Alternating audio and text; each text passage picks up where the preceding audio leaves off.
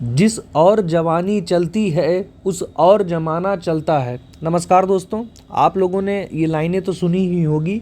ऐसा ही कुछ हम लोगों को अपने उत्तर प्रदेश में देखने को मिला, जो लगातार कुछ दिनों से हम लोगों का प्रयास था, जो महाआंदोलन के रूप में लगातार प्रयागराज में और अन्य ज़िलों में, शहरों में हर विद्यार्थी ने अपनी एक अहम भूमिका निभाई और जो एकता हम लोगों को देखने को मिली वो अपने आप में हमेशा याद रखने वाली चीज़ है। जो हम लोगों को अपेक्षाएं थीं, जो हमारी मांग थी, उनमें से कुछ चीज़ें हम लोगों के लिए फेवरेबल हो चुकी हैं और अभी उनमें से कुछ चीज़ें बची हुई हैं। लेकिन इसी तरीके से अगर हम लोग लगे रहेंगे तो वो दिन भी दूर नहीं कि हम लोग अपनी सारी जो हमारी मांगें थीं उनको सरकार से अपने पक्ष में करवा ही लिया जाएगा। ठीक, अब इस वीडियो में जिसको आपने क्लिक किया है देखने के लिए, इसमें आप लोगों को क्या जानकारी मिलेगी, क्योंकि समय की वैसे भी इस समय पर बहुत ज़्यादा कमी है, तो उसमें आपका टाइम वेस्ट ना करते हुए सीधे मुद्दे पर आते हैं। हाल फिलहाल में जो कल आपको शाम के समय पर आयोग के द्वारा जारी करी गई 3 नोटिसेस हैं, एक आपकी आरओ से संबंधित, दूसरा आपका पीसीएस प्रारंभिक परीक्षा से रिलेटेड और एक एसओपी से रिलेटेड जो नोटिस आई है, इन तीनों चीज़ों को आप लोगों ने कहीं ना कहीं देखा होगा और तब से आपके मन में कई सारी चर्चाएं होंगी कि आखिर हुआ क्या है। कुछ लोग कुछ कह रहे हैं और कोई कुछ बता दे रहा है, तो उन्हीं चीज़ों को आप लोगों को बिल्कुल कंक्लूड करके मैं आप लोगों को सबसे कम समय में बताने की कोशिश करूँगा। अगर आप लोगों को वीडियो पसंद आए तो चैनल को सब्सक्राइब करें और अधिक से अधिक अपने दोस्तों को शेयर करें ताकि वो लोग भी इस बात को अच्छी तरीके से समझ सकें।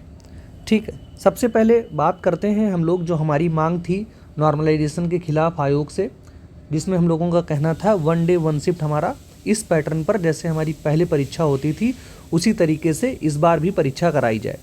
तो जो पीसीएस के केस में है दोस्तों, वो आयोग ने हमारी मांग को स्वीकार कर लिया है और उसमें रही बात तारीख की, तो तारीख अभी आयोग ने नहीं बताई है, जिसके लिए लगभग आपको जो समय है वो मेरे अंदाजन, ऐसा कोई मैं आयोग से मेरा कोई संबंध नहीं है या कहीं से हमको कोई जानकारी नहीं, लेकिन जो मेरा ऐसा अनुमान है कि लगभग 6-7 दिन का आप लोगों को समय लग सकता है आयोग के द्वारा तारीख डिक्लेयर किए जाने में।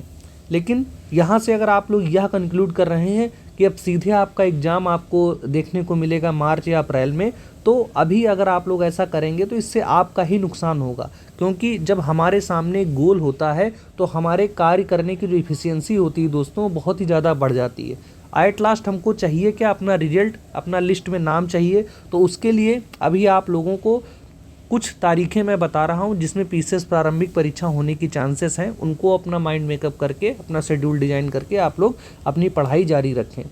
कहीं से आप लोगों को सुनने में आ रहा होगा कि आपको अब जो आपकी तारीख थी उसमें से एक 8 दिसंबर को आपको पेपर देखने को मिल सकता है, लेकिन इसके चांसेस बहुत ही कम है। बहुत कम ही क्या, आप इसको ना मान कर ही चलिए। हाँ, 2 तारीखें ऐसी ज़रूर हैं जिसमें आपको अपनी प्रारंभिक परीक्षा पीसीएस की देखने को मिल सकती है, एक 22 दिसंबर और 29 दिसंबर, जिसमें से आपको किसी एक तारीख को आपको देखने को आपकी पीसीएस परीक्षा मिल सकती है। और बाकी आगे का क्या रहेगा वो जब आयोग नेक्स्ट नोटिस जारी करेगा तब आप लोगों को सारी चीज़ें अच्छी तरीके से क्लियर हो पाएंगी। लेकिन अभी से आप लोग अपना ये मन ना बना लें कि अब आपका जो पेपर है बहुत लंबे समय के लिए टल गया है। अगर ऐसे ख्याल आप लोग अपने दिमाग में लाएंगे तो इससे आपकी ही प्रोडक्टिविटी में कमी आएगी।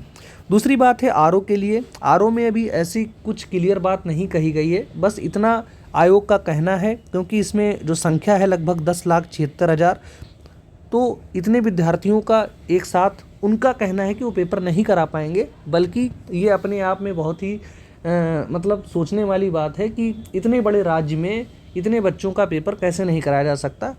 जाहिर सी बात है कि उसमें कहीं ना कहीं लोगों की जो मंशा है उसमें मंशा जो है उनकी सही नहीं है, वो किसी और मंशा से इसको अलग अलग शिफ्टों में कराना चाह रहे हैं। लेकिन अभी लगता है आयोग हमारी एकता को समझ नहीं पाया है। जिस तरीके से हम लोगों ने अपनी पीसीएस के लिए बात रखी उसी तरीके से आरओ की बात हम लोग साथ में रख रहे थे, लेकिन अभी वो निर्णय हम लोगों को नहीं सुनने को मिला जो हम चाह रहे थे। जल्द ही हम लोगों को वो निर्णय भी मिलेगा।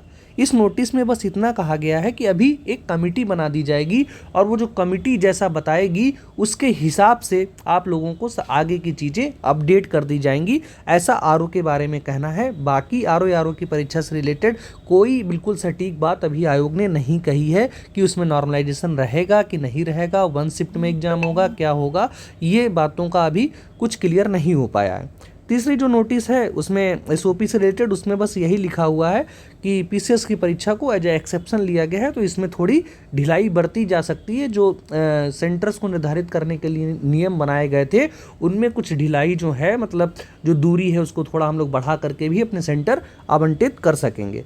तो ये सारी जो चर्चाएं आपको नोटिस से रिलेटेड आपको अलग अलग देखने को मिल रही है, मैंने इस वीडियो के माध्यम से कवर करने की कोशिश की है। अंत में दोस्तों आप लोगों से बस यही कहना है कि कुछ भी हो, हम लोगों को अपना आंदोलन जारी रखना है हर तरीके से, चाहे वो आपका डिजिटल माध्यम हो या आप जा करके अपना वहाँ पर अपना आंदोलन जैसे चल रहा था उसमें आप लोग अपनी भूमिका अधिक से अधिक दें। जो भी जिस तरीके से आगे को जो लोग आंदोलन को लीड कर रहे हैं, जैसे भी उनके मैसेजेस आते हैं उनके साथ आप लोग हमेशा कनेक्टेड रहिए। अगर आप लोग अपनी एकता बनाए रखेंगे और हम सब लोग अगर एक साथ रहेंगे और अपनी मांग को बरकरार रखेंगे तो वो दिन भी दूर नहीं जब आपको आरओ की परीक्षा भी एक शिफ्ट में देखने को मिलेगी। आई होप कि आप चीज़ें समझ गए हों। बस आप लोग अपनी पढ़ाई को बिल्कुल अवॉइड मत करिए, थोड़ा थोड़ा बैलेंस बनाकर चलिए। ऐसा ना हो कि अगर अचानक से चीज़ें आप लोगों को, मान लीजिए प्रारंभिक परीक्षा आपको पीसीएस की दिसंबर में देखने को मिल जाए तो इतना आप लोग आंदोलन में हम लोग बिजी रहे, तो इससे क्या हो कि हमारा कहीं ना कहीं ऐसा ना हो कि जो परिणाम जिसकी हम लोगों की इच्छा थी वही हमारा ख़राब हो जाए। तो उन चीज़ों से अगर आप बचना चाहते हैं तो एक प्रॉपर शेड्यूल बना लीजिए जिसमें आप लोग अपनी जो इम्पॉर्टेंट टॉपिक्स हैं और जो आपके प्रीवियस ईयर क्वेश्चंस हैं, कई बार उन चीज़ों की मैंने बात की है। आप चैनल पर अगर जाएंगे तो उन वीडियोज़ को भी आप इजीली देखेंगे तो आपकी स्ट्रेटजी बनाने में आपको मदद मिलेगी। उन टॉपिक्स को आप ही इस समय पर रिवाइज कर सकते हैं। आप अगर ऐसा सोच रहे हैं कि अब इस बचे हुए समय में आप पूरा पढ़ लेंगे तो ऐसा तो मुश्किल है। और एक बात आप लोगों को ये भी कहनी है कि वो सभी दोस्त जिन्होंने बिहार का फॉर्म भरा है वो थोड़ी बहुत कोशिश करके बिहार स्पेशल ज़रूर पढ़ें और बिहार का पेपर देने इस बार ज़रूर जाएं, क्योंकि इतनी अधिक मात्रा में आपको वैकेंसी फिर कभी बिहार में देखने को नहीं मिलेंगी। धन्यवाद दोस्तों, मिलते हैं हम लोग नेक्स्ट वीडियो में। अपना प्यार और सपोर्ट ऐसे ही बनाए रखें।